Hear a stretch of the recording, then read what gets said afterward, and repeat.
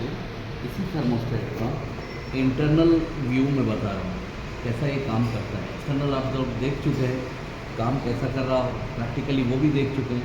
अब अंदर से क्या होता है वो देखिए। इसके अंदर क्या है, ये जो है ना ये है पावर एलिमेंट, यहाँ से यहाँ तक ये पावर एलिमेंट है।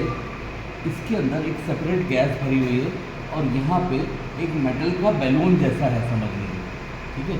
तो अगर इसके अंदर प्रेशर बढ़ेगा तो ये बैलून एक्सपांड होगा और अगर इसका प्रेशर कम होगा तो ये बैलून पीछे हटेगा, श्रिंक होगा, ठीक है।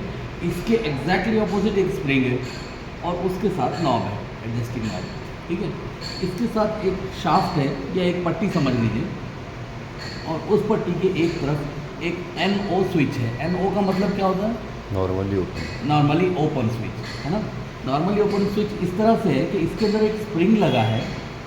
अगर इसके ऊपर कोई प्रेशर ना हो तो ये स्प्रिंग धक्का देगा और ये पट्टी हट जाएगी और ये दोनों कॉन्टैक्ट्स खुल जाएंगे, ठीक है।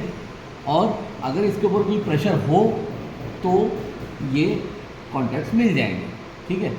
तो यानी नॉर्मल पोजीशन में जब इसके ऊपर कोई प्रेशर नहीं है तो ये स्विच खुला रहेगा, that is called NO switch, ठीक है। और इसके साथ भी एक स्प्रिंग लगा है और एक छोटा सा स्क्रू है, that is called differential screw, ठीक है। अब क्या होता है कि इसको ले जाके हम रेफ्रिजरेटर के फ्रीज़र से लगा देते हैं, ठीक है। और जब हम ऑन करेंगे तो पहले तो फ्रिज नॉर्मल पोजीशन में रहेगा, नॉर्मल टेम्परेचर पे रहेगा, कमरे के टेम्परेचर पे, रूम टेम्परेचर पे। आहिस्ता आहिस्ता आहिस्ता जैसे जैसे ठंडक बढ़ने लगेगी तो ठंडक के साथ साथ आपको ये मालूम है कि टेम्परेचर और प्रेशर साइमल्टेनियसली बढ़ते और कम होते हैं। अगर आप टेम्परेचर बढ़ाएंगे तो प्रेशर बढ़ेगा, टेम्परेचर कम करें तो प्रेशर भी कम होगा। तो अब यहाँ पे किसी एक पर्टिकुलर पॉइंट के ऊपर हम सेट कर देते हैं।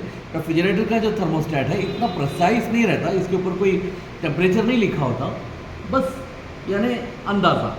तो 1 2 3 4 5 6 7 अब ये हम फ्रीज़र से अटैच कर दिए या मतलब अटैच किया ही होता है। तो जैसा जैसा फ्रीज़र ठंडा होने लगेगा इसके अंदर की गैस भी ठंडी होने लगेगी और ठंडी होते होते होते एक पॉइंट ऐसा आएगा कि इसके अंदर का प्रेशर इस स्प्रिंग प्रेशर से कम हो जाएगा।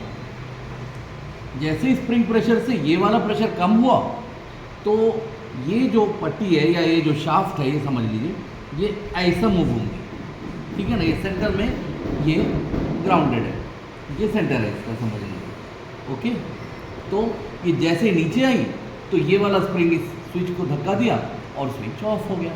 अब यहाँ से आने वाली इलेक्ट्रिसिटी यहाँ नहीं जाएगी, ये कहाँ जा रही होंगी? कंप्रेसर पर। तो कंप्रेसर ऑफ। अब कंप्रेसर ऑफ हो गया, उसके थोड़ी देर के बाद हम एक आध बार दरवाज़ा खोले, किसी वजह से टेम्परेचर बढ़ा, तो जैसे ही टेम्परेचर बढ़ेगा तो ये तो फ्रीज़र से अटैच दिए, तो जैसे टेम्परेचर बढ़ा इसका प्रेशर बढ़ने लगेगा और जैसे ही प्रेशर इसका बढ़ा तो ये फिर इधर धक्का दिया और फिर इधर धक्का देने से ये शाफ्ट ऊपर उड़ गई और यहाँ पे ये फिर दोबारा चालू हो गया, फिर से ये कांटेक्ट मिल गए, है ना। तो ये है फंक्शन थर्मोस्टेट का। इससे हम स्प्रिंग प्रेशर को रेगुलेट कर सकते हैं, जिससे हम टेम्परेचर रेगुलेट कर सकते हैं। और ये वाला जो है डिफरेंशियल यानी ऑन ऑफ के दरमियान, ऑन ऑफ के बीच में कितना गैप रहेगा वो इस डिफरेंशियल स्क्रू से एडजस्ट कर सकते हैं। ये दिस इज़ कॉल्ड नॉब। सामने नॉब होती है, थर्मोस्टेट की नॉब निकालेंगे तो आपको ये पिछला हिस्सा नज़र आएगा, ठीक है ना। ये है पूरी एक तफसील थर्मोस्टेट।